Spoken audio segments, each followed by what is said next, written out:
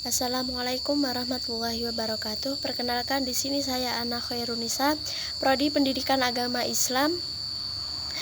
Di sini saya akan membuat video mata kuliah Administrasi Pendidikan dan Supervisi Pendidikan yang diampu oleh Bapak Fikri Farihin, MPDI. Nah, di sini saya akan menjelaskan tentang administrasi pendidikan. Baik, di sini yang pertama ada landasan pemikiran. Nah, seperti yang ada pada Quran surat An-Nahl ayat 78 dan Quran surat Al-Hajj ayat 5, bahwa pemikiran itu dilandasi oleh keyakinan bahwa manusia lahir ke dunia atas karunia Allah. Nah, mereka tidak berdaya, tetapi dilengkapi dengan berbagai kemampuan dasar yang penuh kemungkinan sebagai alat supaya dapat berbuat dan bekerja cipta, rasa, karsa, dan karya untuk kemudian mengabdikan diri kepada penciptanya.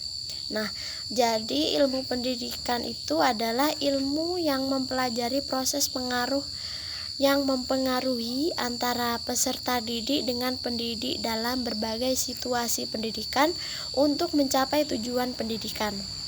Nah, agar manusia bisa hidup mandiri, itulah yang menjadi tujuan pendidikan, yang bukan hanya menerima apa yang didapat, tetapi bagaimana ia berbuat untuk dirinya dan sesamanya. Nah, supaya manusia itu bisa hidup menjadi lebih baik lagi. Nah, di Indonesia ini hanya terdapat dua profesi, yaitu profesi besar, yaitu profesi non-pendidikan dan profesi kependidikan. Nah, profesi non-pendidikan itu adalah segala profesi yang diantaranya seperti kedokteran, ekonomi, hukum, dan teknologi. Kemudian profesi pendidikan itu terdiri dari berbagai bidang profesi dan tenaga pendidik lainnya.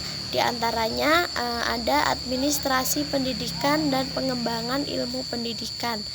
Nah, yaitu adalah ilmu yang interdisipliner yang menuntut pendidikan dan teori tertentu. Sejauh mana sih peranan dan dampak ilmu pendidikan itu terhadap kehidupan, yang sangat dipengaruhi oleh pengadministrasian atau penataan pendidikan itu sendiri. Agar pendidikan bisa berfungsi dan mencapai tujuan seperti dirumuskan dalam undang-undang tersebut, maka pendidikan itu harus diadministrasikan, yang artinya yaitu dikelola sesuai dengan ilmu administrasi. Nah, administrasi pendidikan itu dimaksud adalah ilmu yang mempelajari penataan sumber daya, yaitu manusia, kemudian kurikulum atau sumber belajar dan fasilitas untuk mencapai tujuan pendidikan secara optimal dan penciptaan suasana yang baik bagi manusia yang disepakati. Nah, jadi keberhasilan itu memerlukan suatu proses administrasi pendidikan, minimal itu meliputi perilaku manusia berorganisasi dalam kebudayaan yang berlaku sebagai alat komunikasi. Jadi proses administrasi pendidikan itu yang memungkinkan adalah efektivitas dan efisiensi suatu organisasi yang memerlukan analisis kebudayaan atau nilai-nilai dan gagasan vital yang berlaku untuk kurun waktu yang tertentu. Nah, itu tadi landasan pemikiran. Kemudian yang kedua yaitu konsep administrasi pendidikan.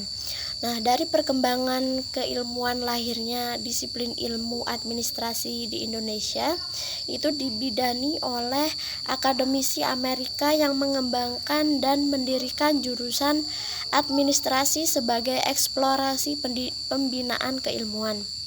Nah, dua hal yang menjadi bertentangan, yaitu di masyarakat istilah administrasi itu sudah sangat dikenal seperti pengertian peninggalan Belanda, yaitu suatu pekerjaan yang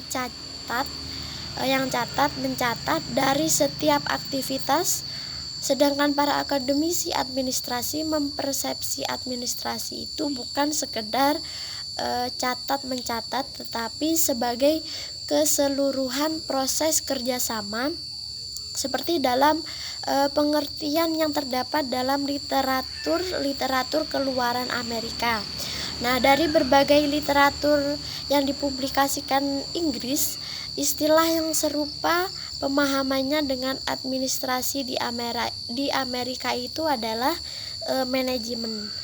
Nah, namun di Indonesia sendiri itu istilah manajemen dan administrasi memiliki pengertian sendiri-sendiri dan pemahamannya ada pada 3 posisi, yaitu administrasi lebih luas dari manajemen dan administrasi itu lebih sempit dari manajemen, dan administrasi sama atau sejajar dengan manajemen. Kemudian yang ketiga yaitu pendekatan perspektif terpadu, yaitu pendekatan yang diambil dikarenakan oleh adanya kesan bahwa penataan pendidikan di Indonesia itu dewasa. Ini dirasakan masih bersifat pragmatis dan belum terintegrasi saling menunjang dalam satu kurun waktu yang cukup jauh ke masa depan dan belum berjalan sebagaimana mestinya. Nah, melalui penelitian ini, pendidikan dapat menghasilkan manusia terdidik, tetapi banyak yang tidak tahu kemana kelak bekerja. Seperti terdapat pada kesenjangan di atas. Sehubungan dengan itu, tidak mengherankan bila Kepala Negara pada pembukaan Rakernas Depdikbud tahun 1983 mengingatkan, yaitu jangan sampai terjadi kita menghasilkan tenaga terdidik yang jenis dan jumlahnya jauh menyimpang dari kebutuhan pembangunan. Nah, jadi bahkan dalam masyarakat itu terjadi ironi mendidik Ki Arjuna tetapi bekerja sebagai nala gareng atau sebaliknya. Nah, betapa tidak akan terjadi dikarenakan salah satu faktor kurang diperhitungkan dengan cermat, yaitu kehidupan di masa depan yang berubah terlalu cepat dibandingkan dengan pendidikan yang disediakan. Kemudian yang selanjutnya yaitu pola dasar pengadministrasian pendidikan.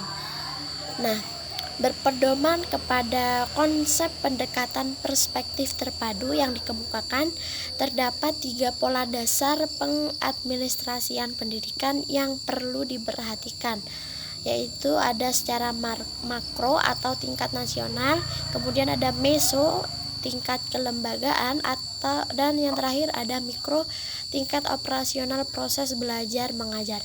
Yang pertama yaitu pola dasar pendidikan secara makro.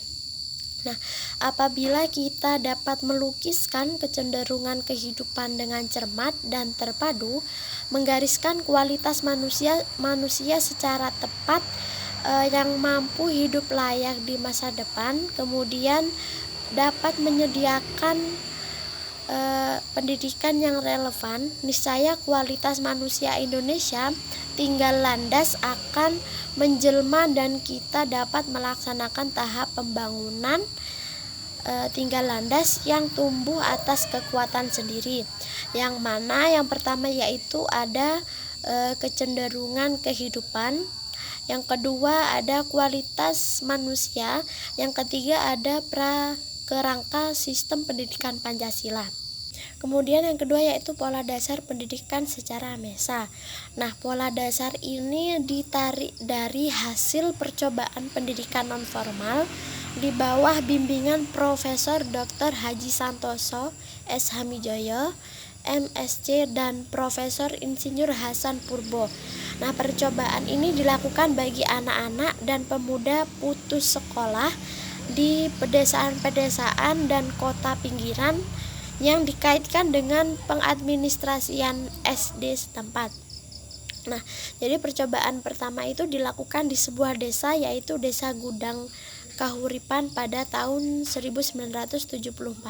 Kemudian yang terakhir ada pola dasar pendidikan secara mikro, yaitu pola dasar ini ada beberapa poin.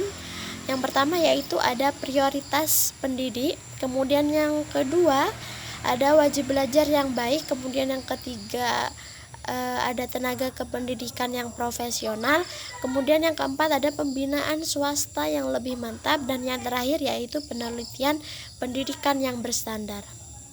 Baik, itu saja yang bisa saya sampaikan, kurang lebihnya saya mohon maaf. Assalamualaikum warahmatullahi wabarakatuh.